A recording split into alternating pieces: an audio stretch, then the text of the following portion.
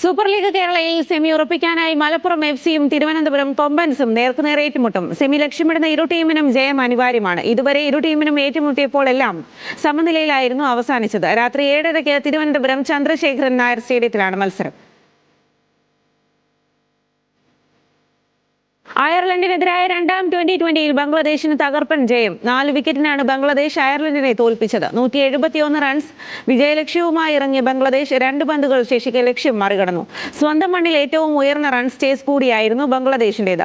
അർദ്ധ സെഞ്ചുറി നേടിയ ബംഗ്ലാദേശ് നായകൻ ലിറ്റൺ ദാസാണ് കളിയിലെ താരം. ജയത്തോടെ പരമ്പരയിൽ ബംഗ്ലാദേശും അയർലൻഡും ഒപ്പത്തിനൊപ്പം എത്തി. ഡിസംബർ 2-നാണ് പരമ്പര നിർണ്ണയിക്കുന്ന അവസാന T20 മത്സരം.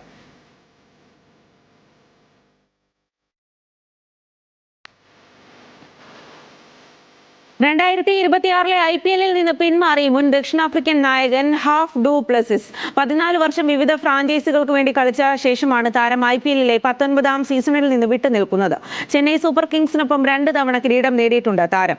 CSKയ്ക്ക് പുറമെ rising Pune super giant, royal Challengers Bengaluru, Delhi Capitals എന്നീ ടീമുകൾക്കായും ഹാഫ് പാഡ് അണിഞ്ഞിട്ടുണ്ട്. പാകിസ്ഥാൻ സൂപ്പർ ലീഗിൽ കളിക്കാനായാണ് താരം IPL-ൽ നിന്ന് വിട്ടുനിൽക്കുന്നത്.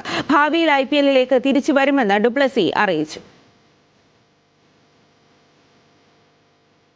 ത്രിരാഷ്ട്ര T20 ടൂർണമെന്റിൽ പാകിസ്ഥാൻ ചാമ്പ്യന്മാർ. ഫൈനലിൽ ശ്രീലങ്കയെ 6 വിക്കറ്റിന് തോൽപ്പിച്ചാണ് പാകിസ്ഥാൻ ചാമ്പ്യന്മാരായത്. ലങ്ക ഉയർത്തിയ 115 റൺസ് വിജയലക്ഷ്യം 8 പന്തുകൾ ശേഷിക്കെ മറികടന്നു.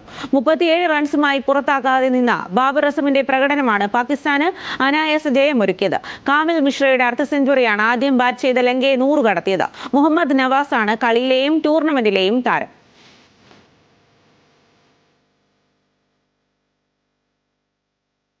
സ്പാനിഷ് ലീഗിൽ 1-ാം സ്ഥാനത്തേക്ക് തിരിച്ചെത്തി ബാഴ്സലോണ. അലവസിനെ 1-3 ഗോളുകൾക്ക് തോൽപ്പിച്ചാണ് ബാഴ്സ തലപ്പത്തെത്തിയത്. കൗമാരതാരം ലമിൻ യമാൽ ഗോളുമായി കളം നിറഞ്ഞു. ലീഗിൽ കുതിപ്പ് തുടർന്ന് അത്ലറ്റിക്കോ മാഡ്രിഡ് ഓവിയോഡയോ എതിരില്ലാത്ത 2 ഗോളിന് തോൽപ്പിച്ചു. ലീഗിൽ 3-ാം സ്ഥാനത്താണ് അത്ലറ്റിക്കോ മാഡ്രിഡ്.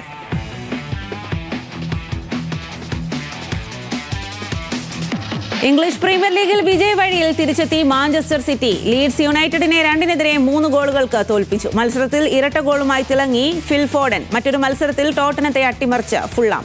1-2 ഗോളുകൾക്കായിരുന്നു ഫുള്ളാമിന്റെ ജയം. ലീഗിൽ സിറ്റി 2-ാമതും ടോട്ടനം 10-ാം സ്ഥാനത്തുമാണ്.